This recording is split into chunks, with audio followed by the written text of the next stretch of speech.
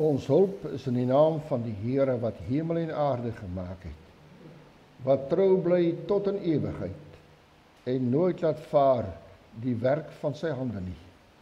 Geliefdes in ons Here Jesus Christus, genade vir u en vrede van hom wat is en wat was en wat kom, en van die 7 geeste wat voor sy troon is, en van Jesus Christus die getroue getuie. Amen. Ons lofsang, broeder en suster, is Psalm 107.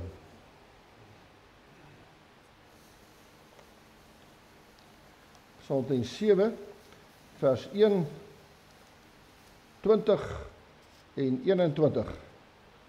Ek gaan net die eerste vers aan u voorlees. Psalm 107, vers 1. Omdat hy goed is, en goed is sonder end. Meld dit al wie behoed is, verlos is uit die lyd, wat God uit elke land in vryheid weer herstel het, vry van die slaweband, waarmee hulle hom geknel het. Psalm 107, vers 1, 20 en 21. Ons doen 'n belydenis van ons geloof, in die woorde van die geloofsbelydenis van Nicea. As antwoord op die geloofsbelydenis gaan ons dan Skrifwoordeboek 14-2 sing. Skrifwoordeboek 14-2, ek lees dit dan nie voor. Al sou dan ook die vrye boom nie bot nie, al sou die wingerd sonder druiwe staan, die graan verdor, die vrugteboorde wegkwyn, die beeste, kleinvee, alles hier vergaan, nog sal ek juig en bly wees in my God. Hy is my hulp, hy gee my krag, hy laat my loop waar rats die ribbok gaan, hy laat my vas en veilig staan.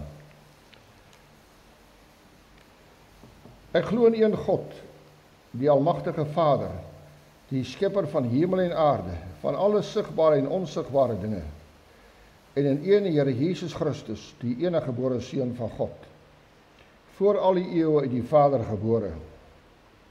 Hy is God uit God, lig uit lig, waaragtige God uit waaragtige God, gebore nie gemaak nie, een in wese met die Vader, deur wie alles tot stand gekom het.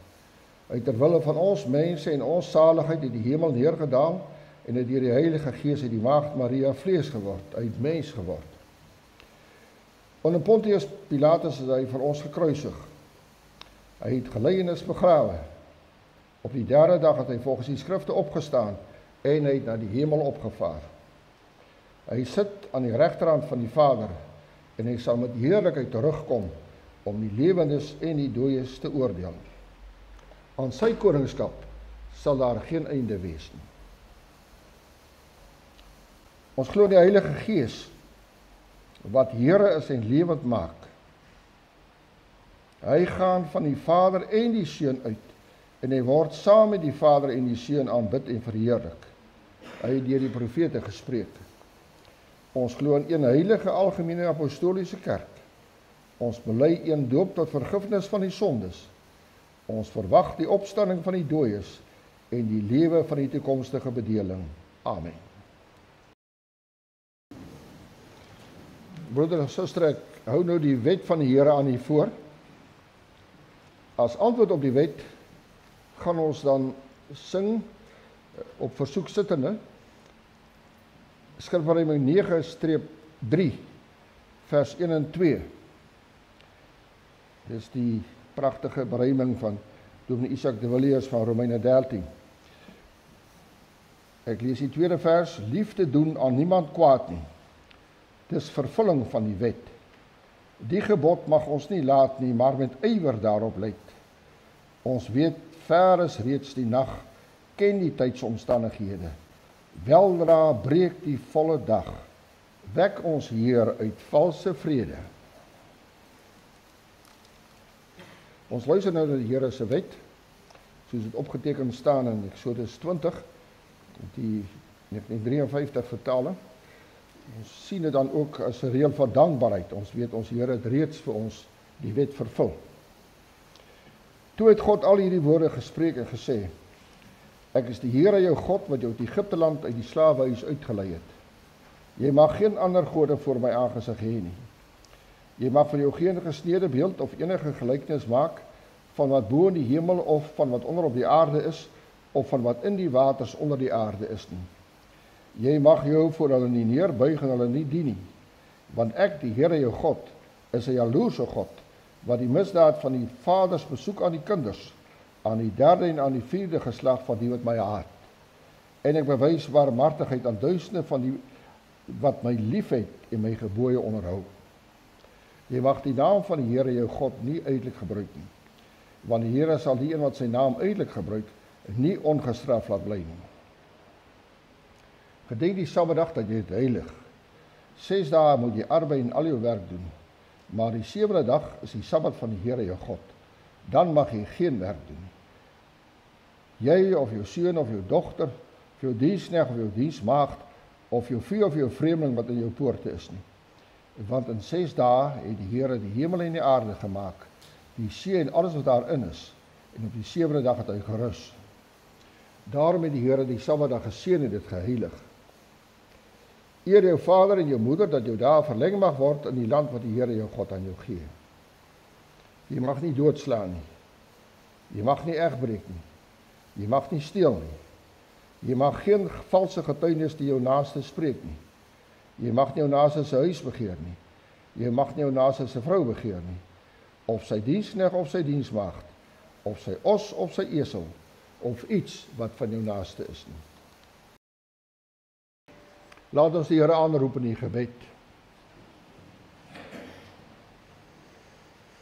Ons almagtige God, ons dank U dat U nie te almagtig is, dat U sou U kinders verstoot nie, maar dat U juis in U almagtigheid vir hulle omgee waar hulle ook al is en wat hulle ook al doen, dat U ook alomteenwoordig is en met ons steeds bemoeienis maak.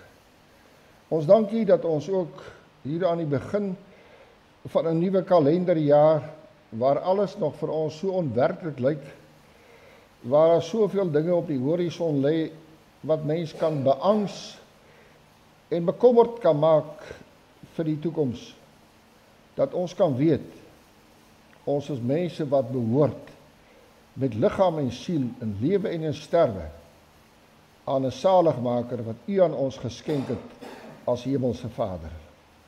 Mag dit dan ook ons troos wees, dat ons weet, ons is in ons Here se hand en nie uitgelewer aan die magte van die bose en van die wêreld nie.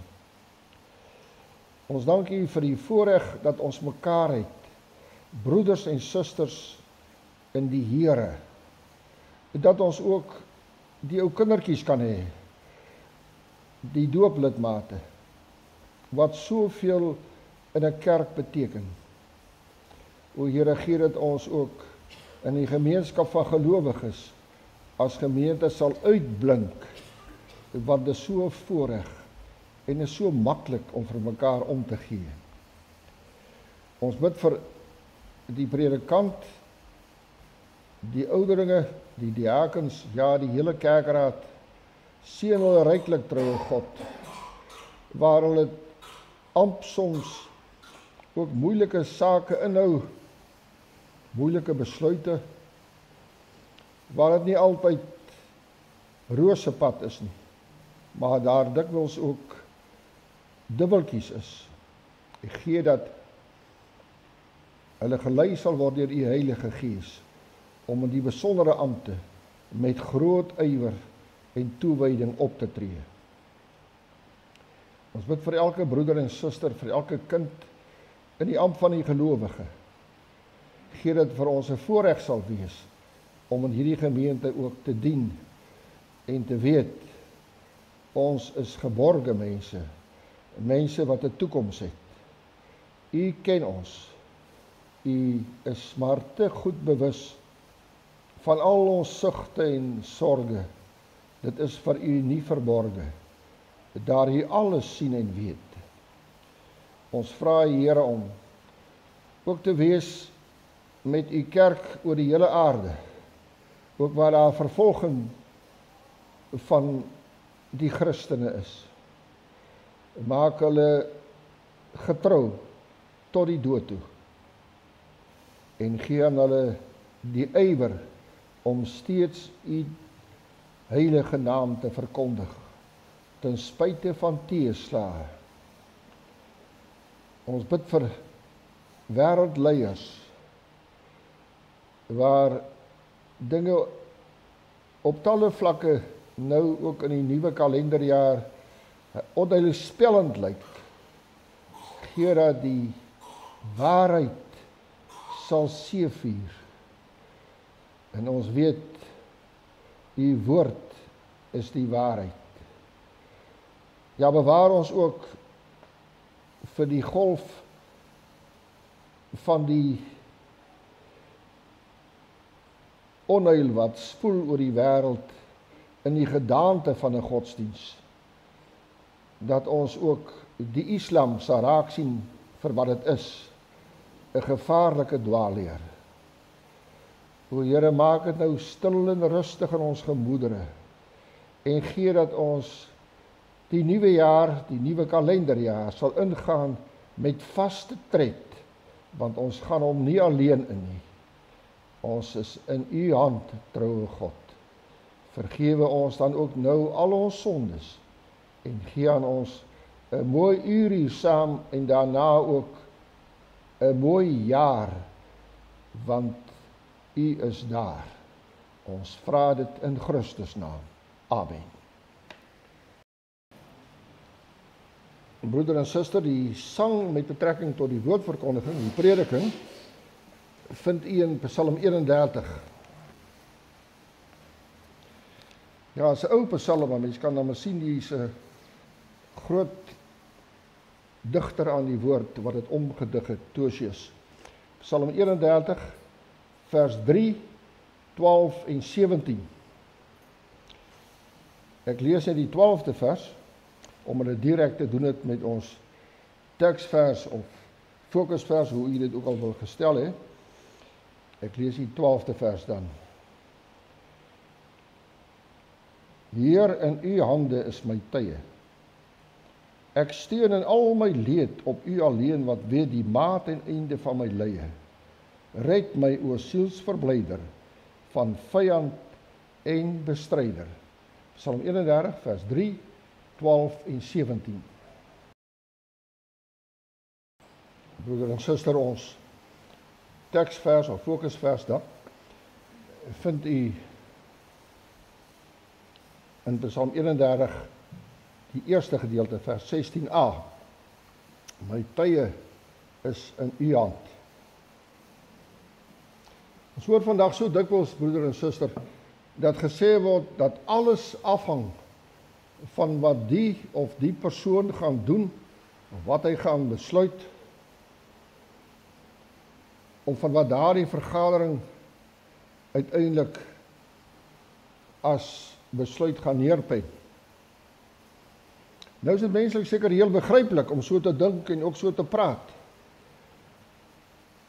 Mens dink maar aan die skielige gebeure in Venezuela. En kan nie anders as om te wonder, is dit nou maar dieselfde pad wat Suid-Afrika dalk ook gaan loop? Is dinge waaroor ons nie beheer het nie. Wat mense gaan besluit, tot watter besluit of beslissing vergaderings gaan kom. Dis tog mense wat oor ons regeer en wat oor ons uiteindelik die finale seggenskap gaan uitoefen. Ek sê weer, menslik gesien.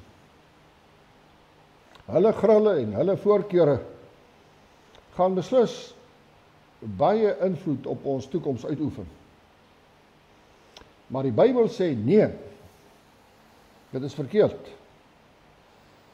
Ek en jy moet liefs ons nooit blind staar op die mens by wie geen heil, by wie geen redding is nie. Ons moet op God vertrou. Op hom in wie se hand die wel en wee van nasies en van volkere is. En sy hand, broeder en suster, is ook elkeen van ons sy eie persoonlike lewe. Ja, dit kan 'n wekroep wees tot besinning, maar dit kan ook 'n groot troos wees om dit te kan weet. Dawid druk dit mooi uit in ons fokusvers as hy teenoor God bely. My tye is in u hand. Ons tye in die Here se hand. Dit sê so baie vir jou en my in hierdie benoude tye wat ons nou beleef. Dit is eintlik 'n pragtige versekering uit God se woord hier aan die begin van 'n nuwe kalenderjaar. Daardeur word die onrus en die onsekerheid uit gelowiges se harte verdryf. Verdryf om eerder plek te maak vir berusting, vir vrede en vir sekerheid. Kom ons kyk meer intensief na hierdie Psalm 31 vers 6a.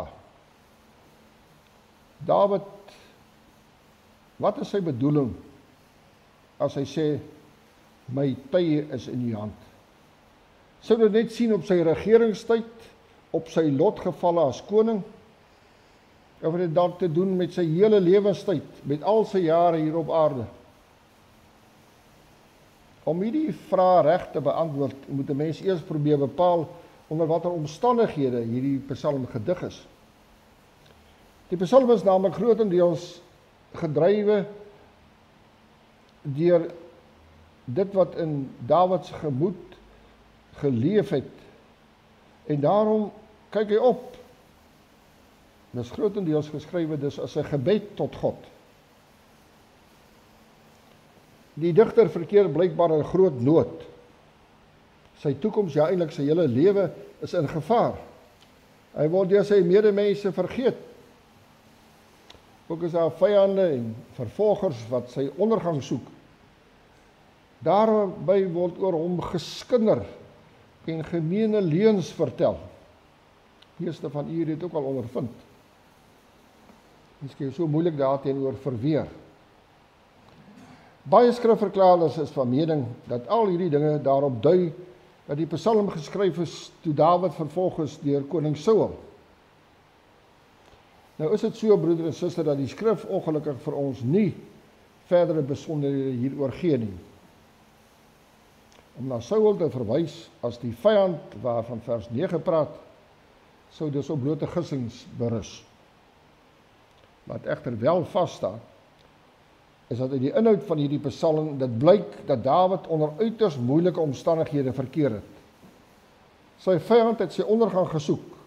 Hy was vervolg, deur sy medemens alleen gelaat. Het hy boontoe gekyk. Hy het met sy hele wese in die gebed sy hart uitgestort voor sy hemelse Vader.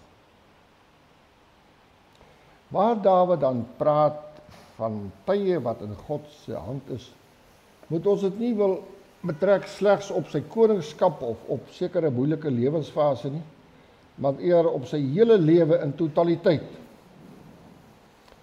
Die woordjie tye is hier in direkte vertaling uit die oorspronklike Hebreëus. Tye, die meervoud van tyd, staan die oorspronklike Hebreëus waar dit werd is otot, die meervoud vroulike vorm van ot. Tye. Sommige vertalings, onder andere die Latynse Vulgaat, het hier vertaal met lotgevalle. Met ander woorde, my lotgevalle is in u hand. Tog is dit 'n minder korrekte vertaling. Slegs tye gee die presiese bedoeling van die oorspronklike woord hier weer. My tye, met ander woorde, my hele lewe. My lewe met al sy verskillende tydstippe en al sy periodes is in my Here se hand. My jeug en ook my ouderdom, my daaglikse doen en late en my nagtelike rus. As dit met my goed gaan, wanneer ek teëspoed kry, my gesondheid en my siekte, gemoedsrus en ontsteltenis, alle dinge wat in 'n nuwe jaar kan voorkom in 'n mens se lewe, dit alles is in my hemelse Vader se hand. So kon Dawid dit bely. Want hy het geweet as diep gelowige dat die ewige God mag het oor alles en almal. Mag het ook oor die tye in 'n mens se lewe. Niks kan dus met sy kind gebeur buite sy wil om. Niks kan ook, in 'n groot troos is dit, op politieke terrein plaasvind as hy dit nie toelaat nie. Daar is verseker nie so iets soos 'n wrede noodlot of 'n blinde toeval waaraan ons nou uitgelewer is nie. Dis onsin. Ja, die duiwel het wel baie mag. Maar die hoë God is die almagtige en hy die laaste sê. Ook oor die mens se tye. Ook oor jou en my lewe in 2026. Jare later, gedurende die ballingskap, het Daniël tot dieselfde besef gekom as Dawid hier in ons teksvers. Daniël sê, mag die naam van God geprys word van ewigheid tot ewigheid, want die wysheid en die krag is syne. Hy tog verander die tye en die geleenthede. Hy sit konings af en stel konings aan. Daniël 2 vers 20 en 21. Alles wat ek en jy dus hier op aarde beleef, broeder en suster, wat ons gaan ondervind, is in God se hand en in niemand anders nie. So eenvoudig is dit. Die mense tye word dus deur die hoë Here gerig en gereël na sy welbehae. As ons terugkyk na 1563, dan hoor ons hoe pragtig stel Ursinus Olivianus, die opstellers van die Heidelbergse Katekismus, dit as hulle ten opsigte van God se voorsienigheid verklaar, dat lower en gras, reën en droogte, vrugbare en onvrugbare jare, voedsel en drank, gesondheid en siekte, rykdom en armoede en alle dinge, nie by toeval nie, maar uit sy Vaderhand ons toekom. Kan dit gerus weer oorlees, vraag en antwoord 27 van die Heidelbergse Katekismus. Uit sy Vaderhand ons toekom. En dan kom ons by die hand uit, God se hand. Dit is 'n uitdrukking wat ons dikwels in die Bybel aantref, veral in die Ou Testament. Dan moet 'n mens natuurlik nooit hieruit wil aflei dat God letterlike hand het, soos ons as mense nie. Nee, God is tog gees en liggaamlik mag ons hom nie vir ons wil voorstel nie. God se hand is soos maar 'n broodmensvormige manier van praat, net soos ons in die Bybel ook lees van God se oog en van God se arm.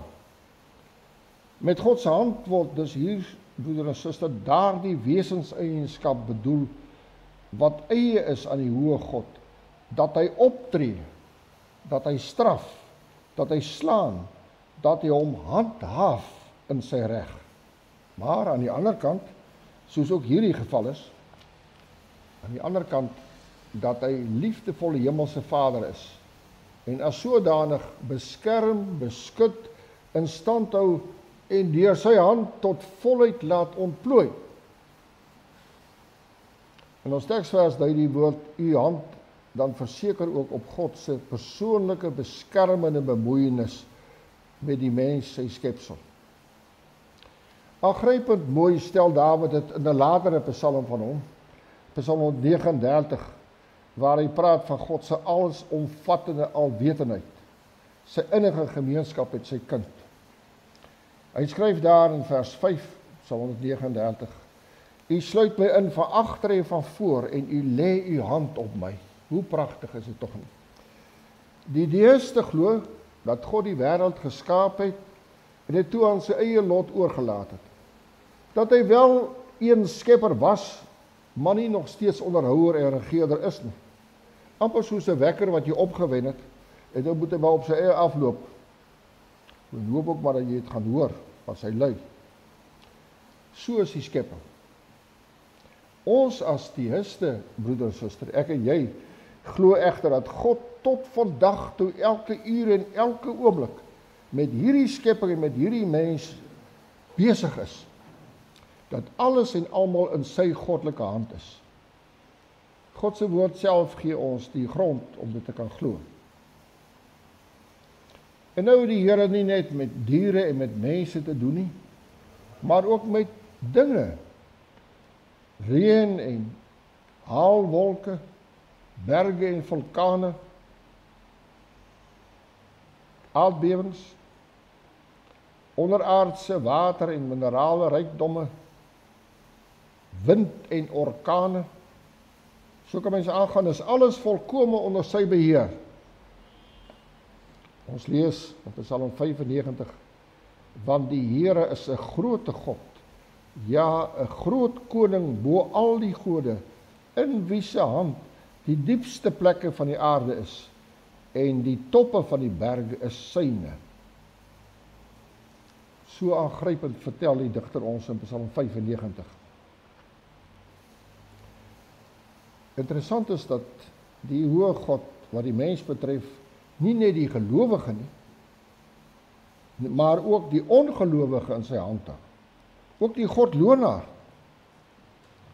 So moes die goddelose koning Belsasar, jy ken die verhaal van die hand wat daar teen die muur verskyn en geskryf het, toe hulle lekker partytjie gehou het. Hy moes hoor by Daniël dat selfs ook sy asem in God se hand is. Daniël sê, Daniël 5 vers 23, maar die God in wie se hand u asem en voor wie al u paaie is, hom het u nie vereer nie. Ons weet wat die uitslag daar was. Belsasar is nog daar dieselfde dag vermoor, dieselfde aand. Job stel het duidelik dat al die lewende dinge deur God gerig en bestuur word, as hy sê, wie weet nie deur al hierdie dinge dat die hand van die Here dit gemaak het nie, in wie se hand die siel is van alles wat leef, en die gees van alle menslike vlees. Job 12 vers 9.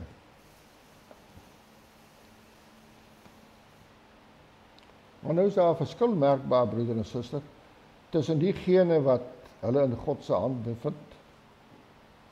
Daar is 'n diepgrondige onderskeid, eintlik 'n gapende kloof, ook hier tussen gelowige en ongelowige, tussen kind van God en kind van die wêreld, of kind van die Satan, hoe jy dit ook al wil noem. God het die ongelowige mens in sy hand. Ook sy lewe lei en rig hy, maar let wel, met 'n strawwe hand, met die hand van 'n regter met die hoofletter, en nie van 'n vader nie, vader met die hoofletter. Hy laat die wêreldmense ryp word vir die oordeel. Eendag sal hulle geen verontskuldiging meer hê nie, omdat hulle, alhoewel hulle God geken het, hom nie as God verheerlik of gedank het nie. Romeine 1 vers 21. Ja, baie van hulle het nie meer Romeine 1 as hoofstuk in hulle Bybel nie, as jy sien die uitsprake, dat alles wat toegelaat moet word. Romeine 1 vers 21. Maar God het genadiglik ook sy gelowiges in sy hand, vas en stewig in sy vaderhand. Ons hele lewe, broeder en suster, met al die periodes en tydstippe, word deur hom in liefde gerig en bestuur. Ook as ons die oggend wakker word en wonder, hoe gaan ek tog deur hierdie dag kom uit? Dan moet ons weet, dit is reeds deur die Here bepaal. So was dit van die vroegste tye af, so is nog steeds vandag. Ook in die onbekende 2026 sal dit so wees. Arius Moses het dit ervaar en geglo. As grysaard sê in sy laaste woorde aan die 12 stamme van Israel, met betrekking tot God, ja, hy het die stamme lief, al sy heiliges, hulle is in u hand, o Here. Deuteronomium 33 vers 3. En as God se kinders, mense wat werklik glo in die drie-enige God, is ek en jy nie maar losweg in ons Vader se hand nie? Losweg, sodat ons maklik weer daaruit kan uitglip of selfs uit sy hand gepluk kan word nie. Nee, niemand sal ons uit sy hand ruk nie. Ek en jy is so vas en so stewig in die hoë Here se hand, dat ons as het ware daarin uitgekerf is. Hy sien ons steeds raak, al dink ons staan alleen. Hy sal nooit van sy mense vergeet nie. God sê, kan 'n vrou haar suigeling vergeet, dat sy haar nie ontferm oor die seun van haar skoot nie. Ofskoon hulle sou vergeet, nogtans sal ek jou nie vergeet nie. Kyk, ek het jou in die handpalms gegraveer. Jesaja 49 vers 16. Ook in die hartseer dae, die onweerstye in ons lewe, moet ons weet, ons hemelse Vader sien dit. Die ewige God is totaal daarvan bewus. Psalm 10 sê, gee vir ons die adres waarheen ons moet gaan met ons moeite en verdriet. Daar staan, u het dit gesien, want u aanskou die moeite en verdriet, sodat 'n mens dit in u hand sal gee. U aanskou die moeite en verdriet, sodat 'n mens dit in u hand sal gee. Dis die adres. My tye is in u hand. So kon Dawid vol berusting bely. Dawid se God is ook jou en my God, broeder en suster. Wat 'n troos, ook ons tye is in sy hand. Wat in die toekoms gaan gebeur in hierdie mooi land van ons, waarvoor daar soveel geveg is, trane gestort is, kan 'n mens nie aan jou medemense voorspel nie, as mens maar kon. Of hierdie land nog oor 'n jaar of 10 jaar vir jou en my, vir ons kinders en kleinkinders, 'n beskaafde bestaande gaan inhou, daaraan kan 'n mens jou nie waag nie. Maar wat ons in die profetiese amp vir ons medegelowiges moet sê, broeder en suster, anders sou ons ontrou wees, is dat julle tog nooit moet wanhoop nie. Die toekoms behoort nie aan jou en my nie, genadiglik nie. Dit behoort nie aan 'n korrupte meerderheidsregering, aan die ANC, die DA, of aan Rusland, die VSA. Nee, maar aan Jesus Christus, die hoë Here. Hy is die goeie herder wat sy lewe afgelê het vir sy skape. Hy is ook jou en my herder in hierdie moeilike tye, in hierdie deurmekaar ou wêreld, ook in 2026. Glo in hom, volg hom met vertroue, want in sy hand, slegs in sy hand, is jy veilig, vir ewig veilig. Psalm 31 moes ook aan ons Here as alwetende bekend gewees het.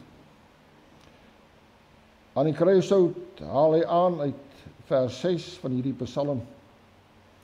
In u hand gee ek my gees oor. Jy kan hy naslaan, Lukas 23 vers 46. Al Dawid se stryd en worsteling moes as waaragtige mens ook aan hom maar te goed bekend gewees het.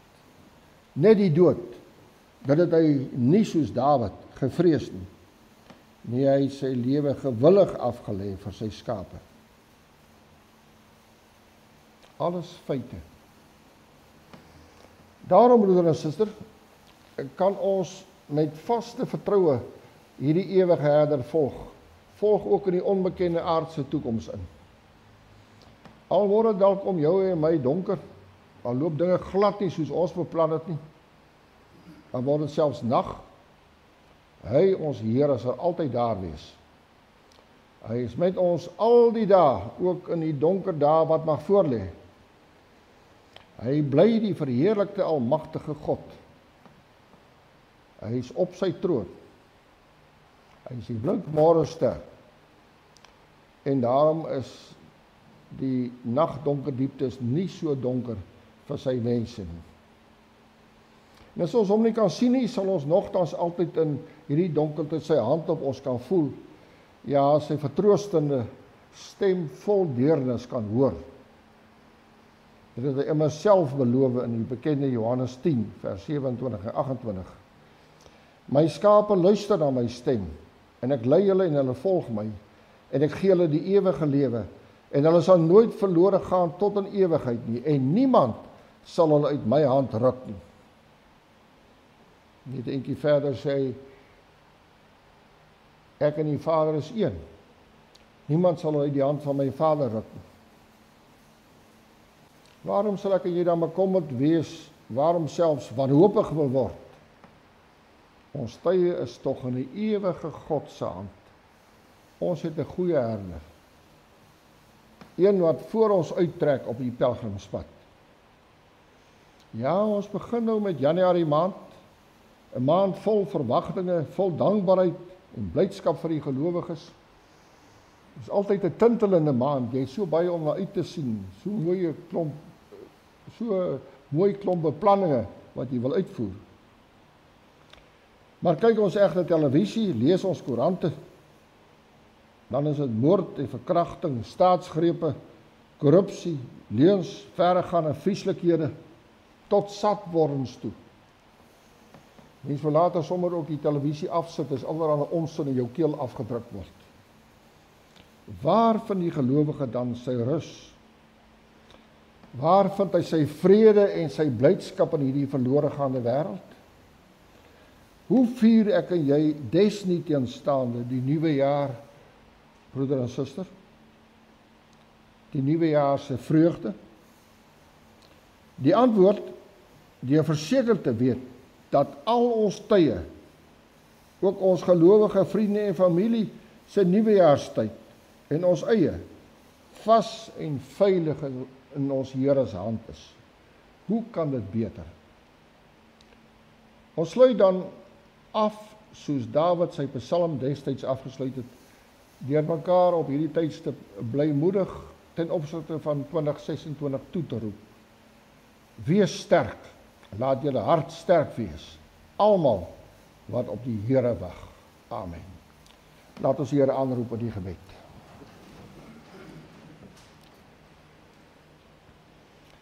Ons dank U, troue God, dat ons die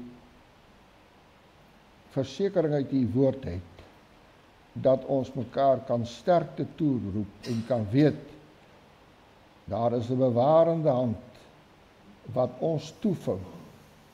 Ons tye is in daardie hand, en dit is ons hemelse Vader se hand. Niemand kan ons uit sy hand en uit sy seun se hand ruk nie. Wat 'n groot en wonderlike versekering, ook in hierdie nuwejaarstyd. Ons sien al die onweerswolke wat opbou op die horison, ten opsigte van die wêreldleiers, wêreldregerders, om U, die God almagtig, na die troon te steek, en saam teen sy gesalfde op te staan. Maar ons weet, U, o drie-enige God, het die laaste sê. Wees ons nou naby, hou ons vas en stewig in U Vaderhand, en gee aan ons die vrede wat dan net by U te vind is, veilig geborge, naby ons Vader. Ons vra dit in die grootste vrymoedigheid, ook vir die nuwe jaar, in Christus naam. Amen.